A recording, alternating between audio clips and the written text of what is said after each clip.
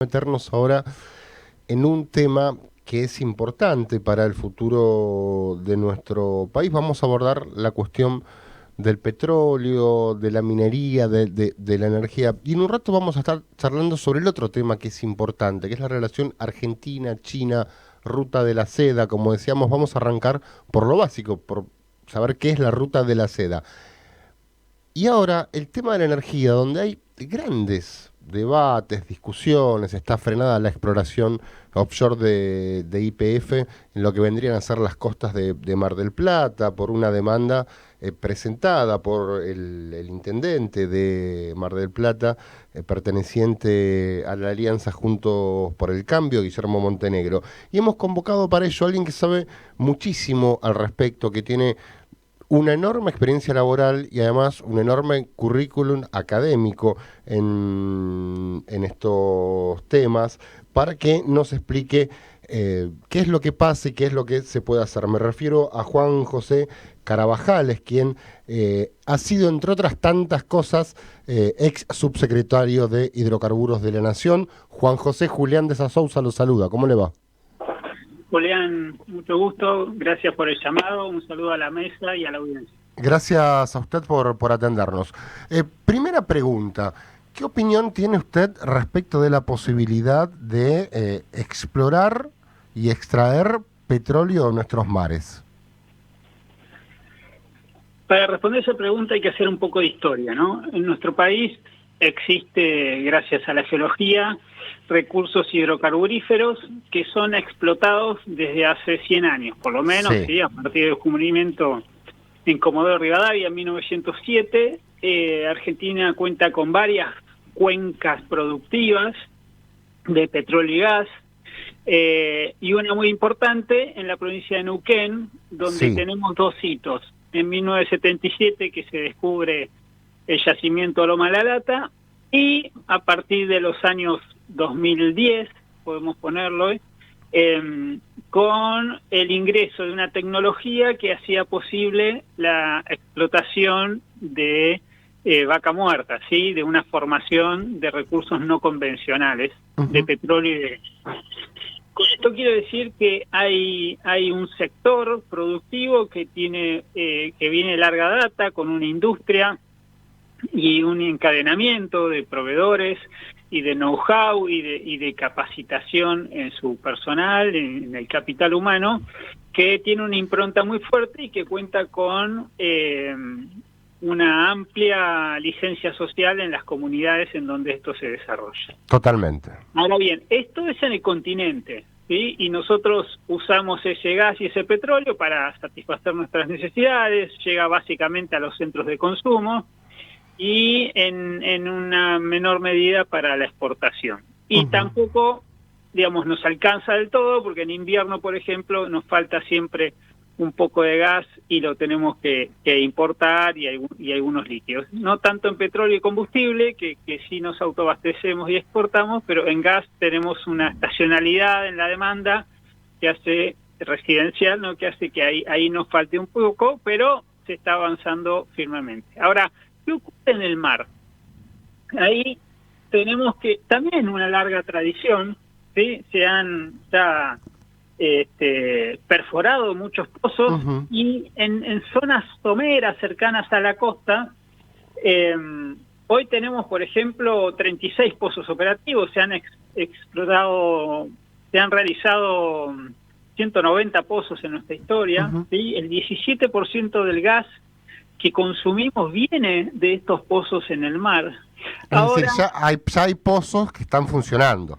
exactamente, desde hace mucho tiempo Claro. en ¿Y ha Tierra del habido, y ha Fuego habido algún accidente, algún daño ambiental al respecto? no, nunca hubo, salvo incidentes menores, nunca hubo accidentes de magnitud, y estos se cumplen altos estándares y está controlado tanto por la Secretaría de Energía como por las jurisdicciones locales, si están dentro de las 12 millas provinciales.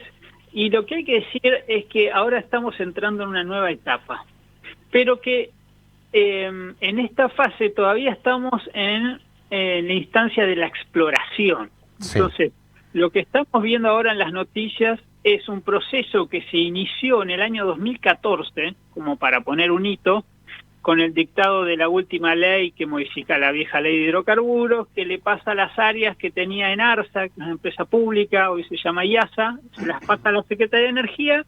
La Secretaría de Energía, ya con el cambio de gobierno, llama a una licitación internacional, el gobierno anterior, y adjudica 18 áreas a un grupo de compañías internacionales, 13 compañías reunidas en 9 consorcios, 18 áreas que demostraron interés de 38 que se licitaron, con el objetivo de conocer lo que se llama, los geólogos llaman el sistema petrolero, es decir, saber si ahí abajo puede haber o no hidrocarburos, petróleo y sal.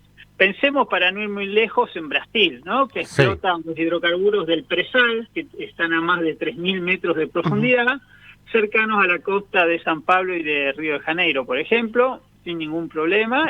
Recuerdo la foto de Lula con las manos llenas de petróleo y una sonrisa oreja a oreja en una plataforma. Sí, con una fuerte impronta de Petrobras, su empresa pública. Así es. Y hoy que representa, hoy tiene 4 veces más de producción de petróleo que Argentina, ¿no? O sea, para la economía de ese país. Entonces, ¿qué decíamos? Acá se lanza una licitación, se adjudican las áreas, la Secretaría de Energía da los permisos exploratorios que implican 2 periodos de 4 años de exploración. En el primero para hacer sísmica, que es con unas sondas de aire comprimido que van hasta el lecho del mar y vuelven, y ahí se empieza, luego se estudia para ver si hay presencia o no. Y en el segundo periodo de 4 años hay un compromiso de hacer un pozo exploratorio. Para todo eso, ¿a dónde nos puede llevar? Nos puede llevar a detectar efectivamente la presencia de recursos explotables, y ahí pasaríamos a otra fase, que sí es la de explotación. Sí. Pero todavía estamos lejos de llegar ahí porque realmente no sabemos. O sea, lo que estamos haciendo con esta sísmica 3D es intentar descular, ¿no? La gran incógnita. ¿Hay hidrocarburos en el mar o no? Bien, porque, dadas las características de nuestro país y las situaciones, hay también como un discurso instalado, y esto lo digo yo creo profundamente que hay que respetar el medio ambiente y hay que cuidar el medio ambiente, y estoy de acuerdo en el cambio climático. A lo que voy es que tenemos 40% de pobreza. Pero por otro lado, pareciera ser que tenemos más petróleo, tenemos minería, tenemos un montón de cuestiones y no las estamos sabiendo explotar con el cuidado que merece, ¿no? Porque uno ve algunos discursos de algunas ONG internacionales y, bueno, petróleo no, minería no, soja no, producción vacuna no porque produce gases. Digo, ¿de qué vamos a vivir? A ver, yo invierto la pregunta. Yo diría, ¿por qué petróleo, gas, hidrocarburos, minería sí? ¿Por qué sí? ¿Cuál podría ser la respuesta? Y ahí el sendero que debemos seguir es que, efectivamente, para poder seguir desarrollándonos, reducir los niveles alarmantes de pobreza, poder lograr mejores sueldos, que va a ser una mejor calidad de vida, incluso en el sector público, que lo necesitamos después para tener mejores capacidades estatales de control, regulación, gestión. Y para poder seguir importando los bienes que necesitamos para desarrollarnos. Nuestra industria, claro. Exactamente, y para eso necesitamos, por un lado, energía para que las industrias funcionen, y por el otro lado, apuntar a sectores que son intensivos, como los recursos naturales, como el agro, como la minería, en exportaciones. ¿Por qué? Porque si no conseguimos dólares, no vamos a poder importar los bienes que necesitamos para crecer. Y si no crecemos, no podemos duplicar el PBI per cápita, que es lo que necesitamos para reducir la pobreza, y mantener cierta estabilidad en las condiciones macroeconómicas. Entonces, ¿por qué los hidrocarburos sí? Bueno, porque es ese vector que te va a permitir, o uno de ellos. Hoy pensemos en el agro, siempre estamos esperando en marzo que lleguen los dólares de la cosecha. Bueno, la minería y los hidrocarburos también pueden jugar ese rol. Y ahora estamos hablando del offshore, todavía en una fase preliminar, pero podría ubicarse también como un complemento de Vaca Muerta y las otras cuencas productivas. Ahora, al mismo tiempo, tenemos que pensarlo como un dinamizador de la cadena productiva, ¿no? De los eslabonamientos en cuanto a lo que es la red de proveedores, en cuanto a lo que es la jerarquización en los puestos de trabajo, ¿sí? Porque son sueldos bien pagos, porque son áreas formalizadas, porque, por ejemplo, los hidrocarburos es el sector que más empleos indirectos genera, por cada empleo directo genera 5 indirectos. La red de proveedores de hidrocarburos tiene más de 9.000 pymes por todo el país, no solo en las provincias patagónicas, porque hay mucho de metalmecánica y otros sectores que toda la región centro y provincia de Buenos Aires es el principal proveedor. Hay unos análisis del Ministerio de Desarrollo Productivo que dan cuenta de esto con estadísticas. Entonces digo, hay varios aspectos positivos que harían que la respuesta fuera afirmativa. Ahora, al mismo tiempo, se está dando toda una dinámica a nivel internacional que interpela a nuestro país, a nivel federal, a nivel subnacional, o sea, de las provincias y de la población, que es la gran cuestión ambiental. En ese sentido, obviamente que el sector de hidrocarburos debe hacerse cargo, debe internalizar y apropiarse de esta discusión, no porque no lo hiciera antes, sino porque hoy necesitamos nuevas respuestas, ¿sí? Argentina desempeña sus actividades productivas con altos estándares ambientales. En este caso, el offshore fue adjudicado, decíamos, a consorcios internacionales, junto con YPF, nuestra empresa bandera, que realizan estas actividades a nivel internacional y que cumplen ya con esos estándares. Hablamos de Equinor, la empresa noruega, Shell, BP... Bueno, a ver, el petróleo offshore de Noruega es lo que ha convertido a Noruega en lo que es hoy, ¿no? Exactamente, el fondo noruego anticíclico es una cosa que es hija de los yacimientos petroleros en el Mar del Norte. Y no solo por la explotación de los recursos naturales, sino por el encadenamiento con otros sectores productivos, como el pesquero, el software. Entonces eso, o lo mismo la minería en Canadá o en Australia, ¿sí? Con el software para las minas. Entonces hay que pensarlo de manera integral, no como un enclave extractivista, es decir, lo sacan y se lo llevan y no queda nada, esa típica visión, sino como que esto repercute aguas arriba y aguas abajo en el resto de la cadena. Ahora bien, digamos al mismo tiempo que toda la actividad, tanto onshore como offshore, está altamente regulada, que la Secretaría de Energía, en lo que le compete, y las jurisdicciones provinciales, cuando son autoridad de aplicación, llevan adelante actividades de control, de supervisión, de sanción eventualmente, y que todas se realizan luego de haber aprobado un estudio de impacto ambiental. Claro. ¿Sí? O sea, estas novedades que surgieron este mes, la medida cautelar, etcétera, que ha sido ya apelada por el propio Ministerio de Ambiente y Desarrollo Sustentable, dan cuenta de que hay una serie de instrumentos que permiten, por un lado, hacer un mapeo de los riesgos y luego gestionar esos riesgos, ¿sí? Evitándolos en los casos que se puedan, o mitigándolos, o viendo después qué acciones reparadoras pueden surgir, pero todo en un contexto de lo que se llama gestión ambiental, que debería ir por digamos, el direccionamiento, como vos decías, de no prohibir una actividad, sino realizarla bajo los estándares ambientales adecuados. Bien, porque si no, a mí la verdad me hace ruido esto de que una ONG internacional en materia ambientales decida la política industrial del país, ¿no? Qué sé yo. Sí. No. Y déjame agregar un costado más que a mí me parece que a veces se pierde de vista, porque estamos hablando de una medida cautelar para una autorización de un estudio de Claro. sísmica. Es un estudio por ahora, nada más. Es un estudio, una sísmica de exploratoria, dentro, dijimos, de 18 que ya fueron autorizadas por la Secretaría de Energía, de una primera ronda que prevé otras áreas a ser licitadas en otra ronda. Y esto es una política de Estado, por un lado porque viene atravesando las últimas 3 administraciones, y por otro lado porque descansa en una serie de normativas que habilitan su realización bajo estos estándares.